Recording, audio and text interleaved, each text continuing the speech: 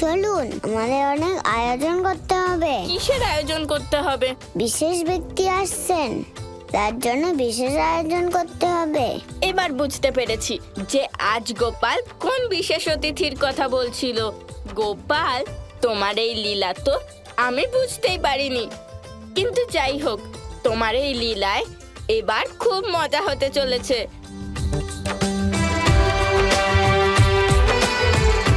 হাত মুখ ধুয়ে নিয়েছো? চল ভেতরে চল। রাধা চলো। চলো রাধা। মা, হ্যাঁ বলরাম। আমি কি আমাদের অতিথিকে আমাদের বন্ধুদের সঙ্গে আলাপ করাতে পারি? হ্যাঁ হ্যাঁ নিশ্চয়ই পারো। যাও রাধা, নতুন বন্ধুদের সাথে দেখা করো।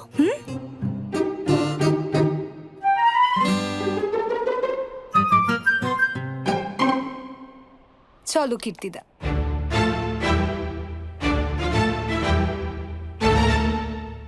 প্রণাম, আমার নাম হলো বলরাম। তুমি কি আমার বন্ধুদের সঙ্গে আলাপ করতে চাও? এসো।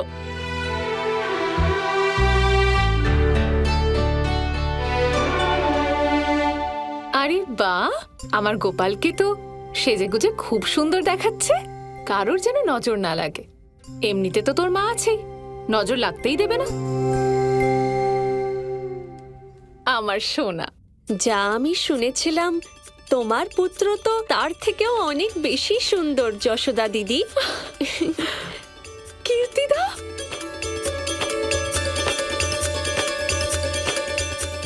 তুমি হঠাৎ এখানে কিভাবে? সত্যি বলছি কীর্তিদা, তোমাকে এখানে দেখে আমার খুব আনন্দ হচ্ছে। কতদিন পর আমাদের দেখা হলো, তাই না? হ্যাঁ দিদি, ঠিক বলেছো, অনেক দিন হয়ে গেছে। এবার বলো, কেমন আছো তুমি?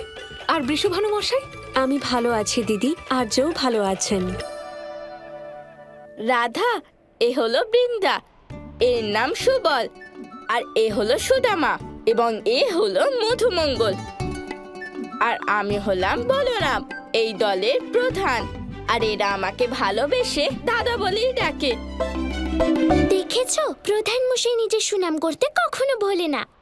আর এই মেয়ে সব বিষয়ে নাক গলাতে ভোলে না। তুমি কি আমাকে কিছু বললে প্রধান মশাই? না না না, আমি তো কিছুই বলিনি। না, এ আবার মনের কথা শুনতে পাচ্ছে না তো? না, এখনো পর্যন্ত শুনতে পাইনি, কিন্তু যেটা তুমি ভাবছো সেটা আমি শীঘ্রই শুনতে পাবো। আরে এসব কথা বাদ দাও।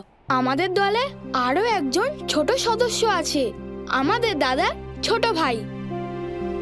হ্যাঁ, আমার ছোট্ট ভাই গোপাল। গোপাল, গোপাল, গোপাল, গোপাল, গোপাল। ও কোথায়? অনেকক্ষণ হয়ে গেছে, ও শুধু সেজেই যাচ্ছে। কি জানি গোপাল এতক্ষণ ধরে কি সাজছে। সাজগোজ করছে? যাক, এখানে একজন তো আছে যার সাজগোজ করতে ভালো লাগে। এরা সবাই তো দেখছি সাজগোজ না করেই বাইরে চলে এসেছে।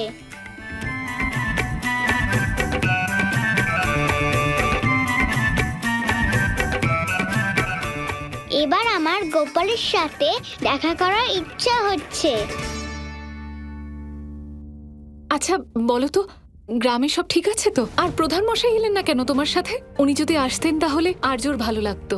আসলে গ্রামে অনেকগুলো গুরুত্বপূর্ণ কাজ থাকার জন্য উনি আসতে পারেননি। আসলে দিদি, গতকাল রাতে হঠাৎ ঝড় আসার জন্য আমাদের গ্রামের ঘর বাড়ি বাজার হাটের অনেক ক্ষতি হয়েছে।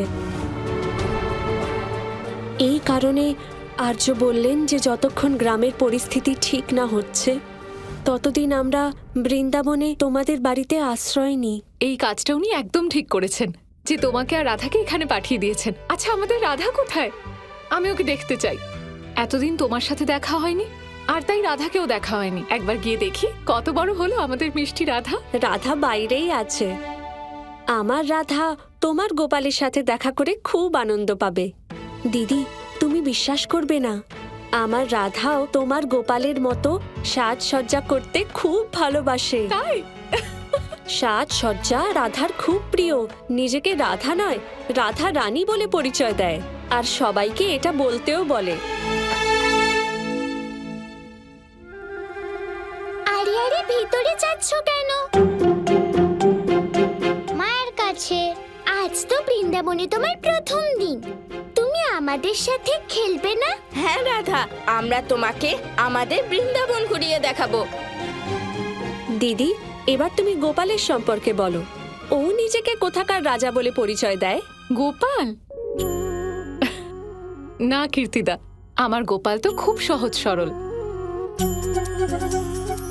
ওর তো রাজা হওয়ার কোনো ইচ্ছে নেই, আর সত্যি বলতে তার কোনো প্রয়োজনও নেই। কারণ একজন রাজা তার নিজের রাজ্যে বসবাস করে, কিন্তু আমার গোপাল, ও তো সবার হৃদয়ে বসবাস করে। তাহলে চলো দিদি, এবার তোমাকে আর তোমার পুত্রকে আমার রাধা রানীর সাথে দেখা করাই। হ্যাঁ হ্যাঁ, নিশ্চয়ই। চলো গোপাল।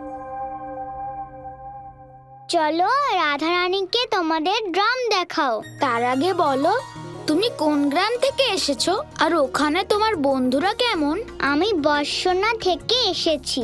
তোমাদের বৃন্দাবন সুন্দর, কিন্তু রাধা রানীর বর্ষনার থেকে সুন্দর নয়। যেহেতু রাধা রানী বর্ষনায় থাকে, সেই জন্য বর্ষনা সব থেকে সুন্দর। আমি বর্ষনার প্রধান বৃষভানু মশাইয়ের কন্যা, আর আমার নাম রাধা রানী। আমাদের বর্ষনাতে আমার অনেক বন্ধু আছে, আর ওরা সবাই আমার বাড়িতেই খেলতে আসতো। খেলতে আসতো মানে? আমি বুঝলাম না। কাল ঝড়ের কারণে সমস্ত বাড়ি ভেঙে গেছে, ওখানে আর কেউ খেলতে পারবে না।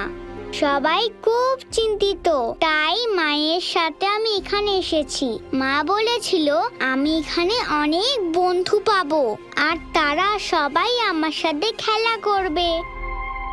এবার থেকে রাধা রানী তোমাদের সাথে এখানেই থাকবে আর তোমাদের সাথে খেলবে।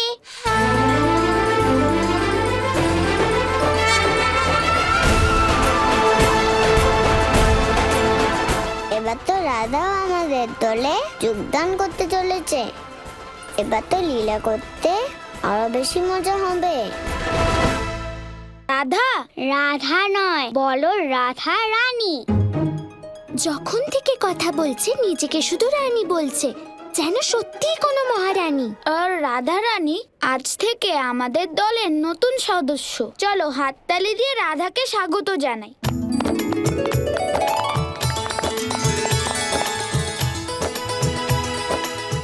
রাধা রানী, চলো এবার আমরা খেলি।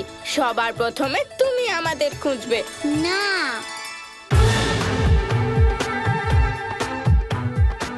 কিন্তু কেন, কি হয়েছে? কারণ আমি হলাম অতিথি। আমি এখানে প্রথমবার এসেছি, আর বৃন্দাবনের সমস্ত রাস্তাঘাটের ব্যাপারে আমি তো কিছুই জানি না। তাহলে আমি তোমাদের কিভাবে খুঁজবো বলো? দেখো রাধা। রাধা রানী। হ্যাঁ, কি হলো? এইভাবে তুমি তোমার বর্ষনাতে খেলতে পারো, কিন্তু আমাদের এই বৃন্দাবনে নয়। আমাদের দলের কিছু নিয়ম আছে, সেগুলো পালন করে তোমাকে আমাদের সাথে খেলতে হবে। রানীর জন্য কোনো নিয়ম তৈরি হয় না, নিয়ম রাজ্যের জন্য তৈরি করা হয়। সেই রাজ্যের প্রজাদের জন্য নিয়ম বানানো হয়। হ্যাঁ, বৃন্দাবন তোমার রাজ্যও নয়, আর আমরা তোমার প্রজাও নই। আমরা একটা দল, আর তুমি হলে সেই দলের নতুন সদস্য। কিন্তু আমি হলাম তোমাদের অতিথি, আর অতিথির সাথে তোমরা সবাই এভাবে কথা বলো।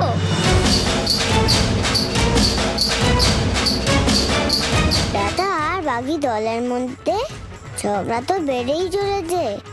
এবার আমাকেই কিছু একটা করতে হবে।